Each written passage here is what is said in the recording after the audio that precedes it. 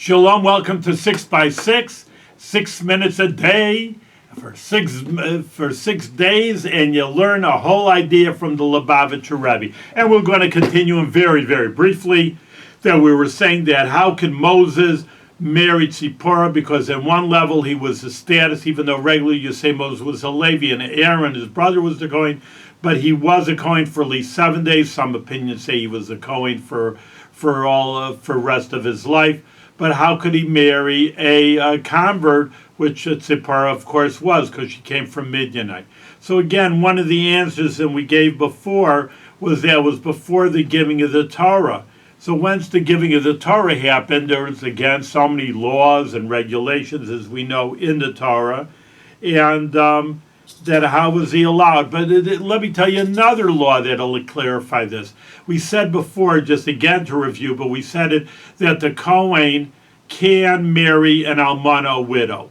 So therefore, that what's allowed is allowed. Well, one time, like just the new mayor, new governor, new Kohen Gadol, high priest, doesn't stay there forever, that a new Kohen Gadol needs to be appointed. And he says, all right, you're the Kohen, and whatever, that person is ready to be the Kohen Gadol. But wait a minute. He married an almana, a widow, and a Kohen Gadol, a high priest, is not allowed to marry because he's on a higher status. But the law is, once he's married from before, he could stay married even though that now he's a Kohen Gadol. So that's the law. And now how does that pertain to Moses? Well, he wasn't allowed, he was allowed at the beginning to marry Tzipporah. Oh, now at the giving of the Torah, oh, now you're a Kohen, you're a Levi, you're a high level. How can you marry her? Well, I was married with her before, and therefore now I can stay married because that's the law as we just stated. So that's an important idea that you could answer. These are all possible answers. How, again, to answer Zimri, again, our major focus is the argument with Moses. How could you marry a Midianite woman, a non-Jewish woman, and I can't? So that was a good question. How didn't he answer that? But now another question could be that once the giving of the Torah happened, it says that all the Jewish people were like a newborn child. Well, any convert is like that. That any convert that converts is like a new person. And therefore that all the Jewish people, so to speak, they were Jewish, as we said, they were children of Abraham, Isaac, and Jacob. On the other hand, that they were, like, again, new converts to Judaism.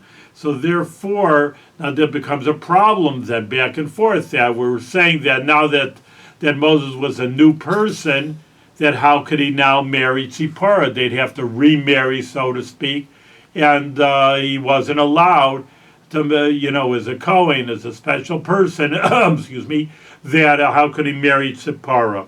So that was good. But again, that can't be such an answer, because really there's other opinions that, no, we don't see them being remarried anywhere. So it must be that even though they were, so to speak, converts, even though they were Jewish, then nevertheless they didn't have to remarry or reconvert, so to speak. The marriage was even good from before. Now he's saying that one of our questions is, it was such a basic idea. So then, what do we see here? That Moses was allowed to marry Tzipporah, and even though later on in a few years later, there was a giving of Torah and they weren't allowed, he was allowed to marry Tzipporah. Now the answer to the question is, one of our questions was from the first session was, why didn't Moses answer that himself? Hey, why did I marry her? It was before the giving of the Torah. And you Mr. Zimri here, you're after the giving of Torah. You're not allowed. Well, this is a very interesting idea in Judaism also. And that is that you cannot decide an issue that's concerning yourself. So therefore, for example, it's called Eid Nasadain, that a witness cannot become a judge. If you see, for example, someone killing somebody, and then you're the judge in the criminal court, they say, well, all right, let's get some witnesses. Well, how could you be part of that situation and be impartial when you actually saw it?